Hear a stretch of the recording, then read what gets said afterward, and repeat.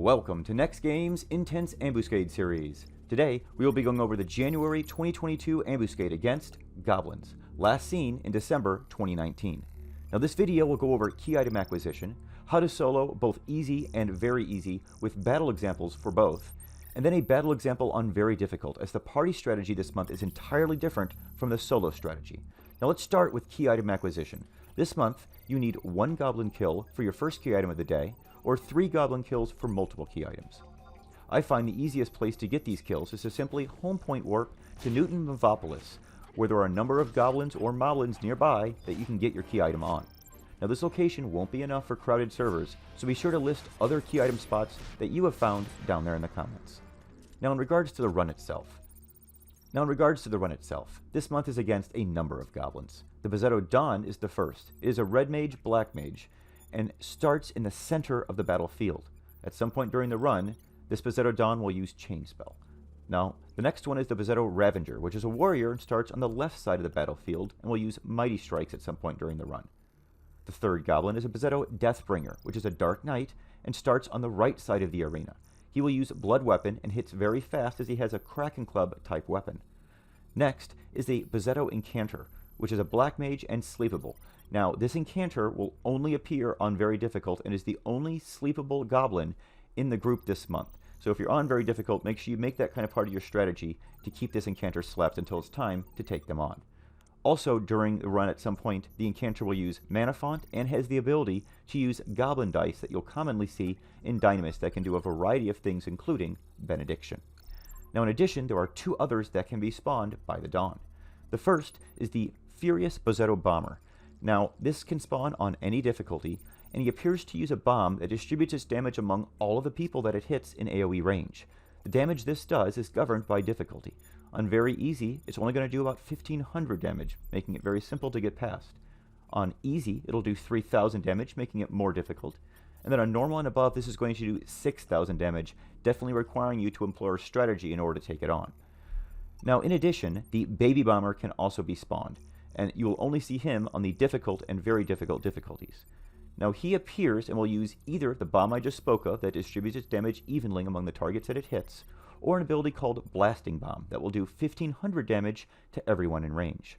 Now, the Dawn will often also trigger all the goblins to use a TP move at the exact same time, and then the Dawn, Ravager, and Deathbringer, if they are brought within 20 feet of each other, they will also get powered up, making taking them out on normal and above when they're in this grouped up fashion near impossible. So let's discuss the strategies we can use to deal with this group in both solo and party play. Now for soloers this month, you want to use Trust that group around you, so that when the bombs go off, the damage is distributed evenly among the entire group. You will also want to use a variety of healers in your party so that the heals are going off during that fury of TP moves that precedes the Furious Bozzetto's bomb. Now, in both very easy and easy difficulties, this strategy will work, but which of these difficulties you should choose this month strongly relies on how much damage you can do and how quickly you can do it. If you can quickly take out that Ravager at the start of the run, you stand a good chance of finishing this fight quickly on that easy difficulty. However, if you are a new or returning player and are still getting geared, I recommend sticking with the very easy difficulty this month, but using that same strategy.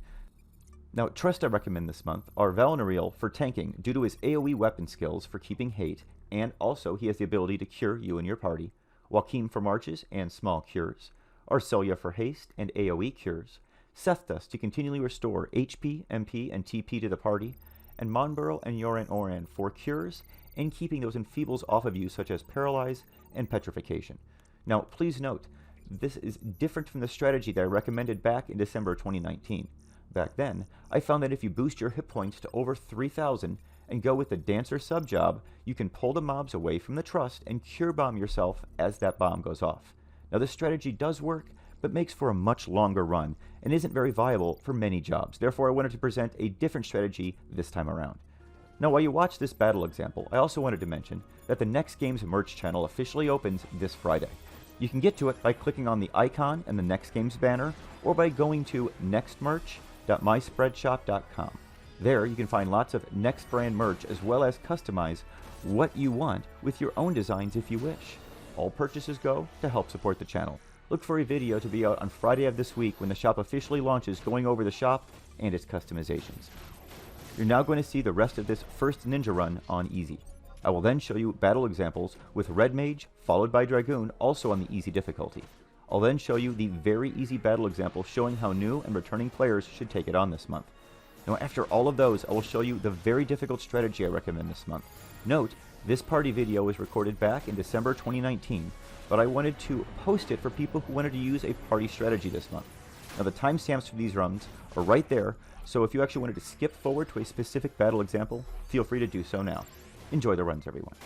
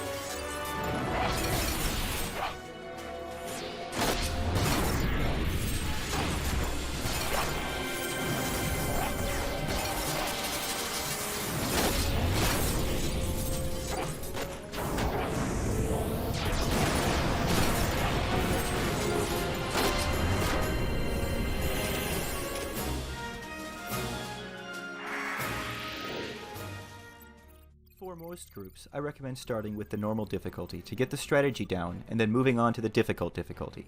There is a very dramatic increase in the difficulty between difficult and very difficult this month, so keep this in mind if you are going to attempt it. Our party setup for this is Aether on Rune.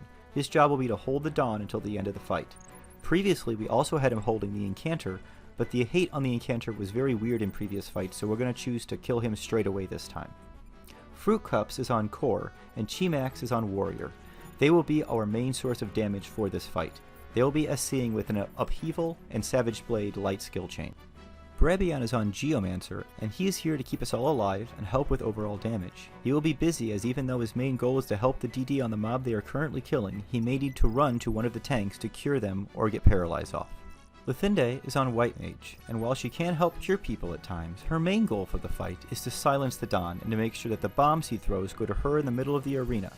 She will then get up, cast Re-Raise, silence the Don again so that his next bomb also goes to her.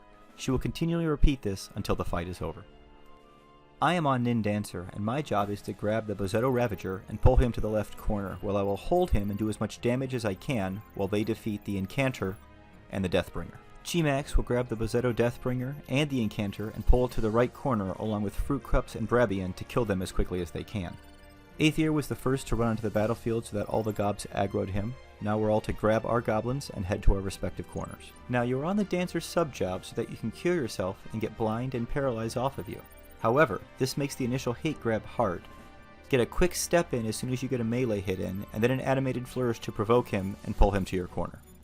On the normal and difficult difficulties, accuracy wasn't an issue, but I definitely recommend an accuracy setup with more than 1600 for this on very difficult, as otherwise you may have difficulty consistently hitting the Ravager. Now while I'm holding this Ravager, Fruit Cups and Chimax are trying to quickly finish off the Incanter. What you can't see is that on the right side of the arena right now, the Incanter is being weird with hate again and running all over the place. The Incanter is actually refusing to leave the side of the rune right now, so Brabion decides to drop a bubble in the starting corner and the DDs try to quickly finish off that Incanter.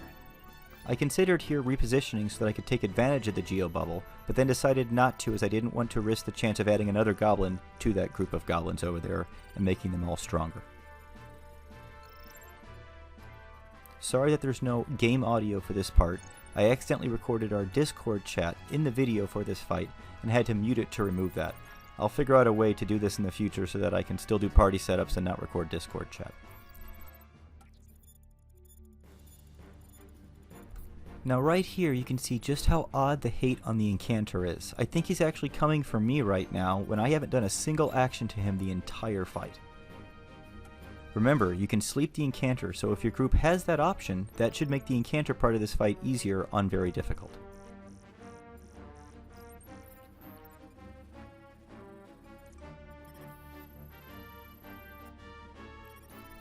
There we go. They have just finished off the Incanter and are now moving on to the Deathbringer. Another reason that Incanter took so long is he actually used Benediction halfway through the fight.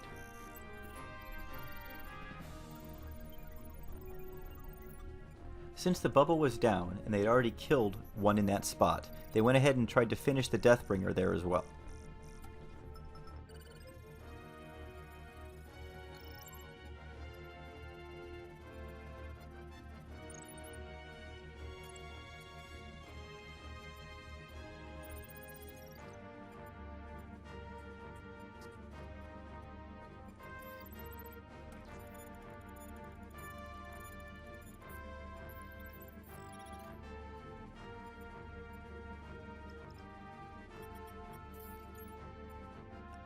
Here at this point they go ahead and reposition the bubble and the Deathbringer so that they can actually do more damage to him away from the Don, and the fight goes much quicker.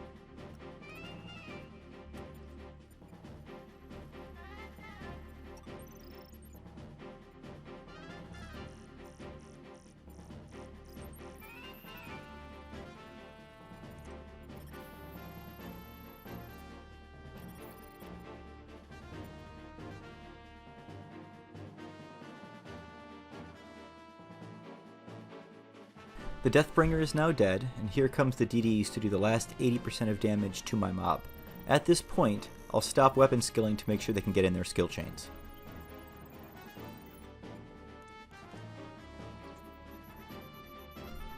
As you can see, my weapon skill misses here.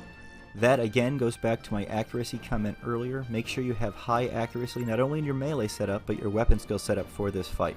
This is why you saw me manually execute the weapon skill on a few occasions earlier.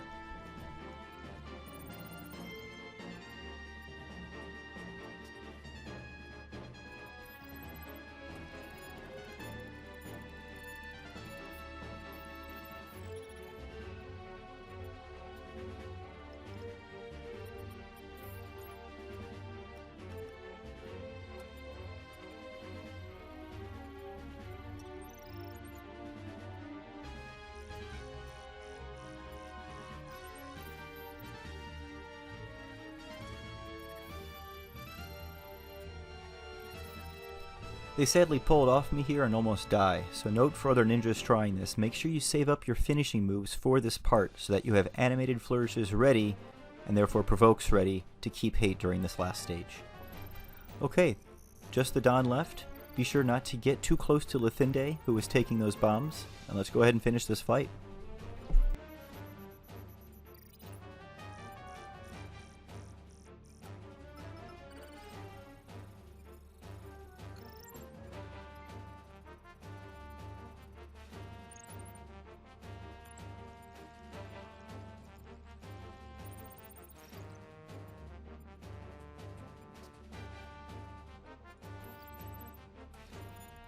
It took me longer than it should have to realize that since I wasn't weapon skilling, I should be using my TP to cure Fruit Cups and Chimax, and use that Dancer sub-job.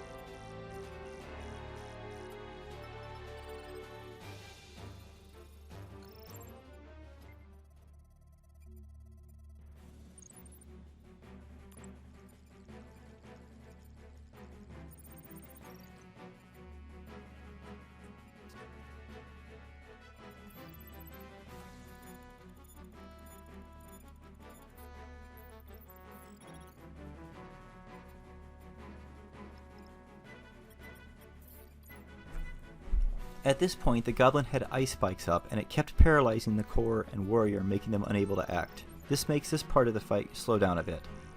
The core even turned around so that he could get rolls up without being paralyzed.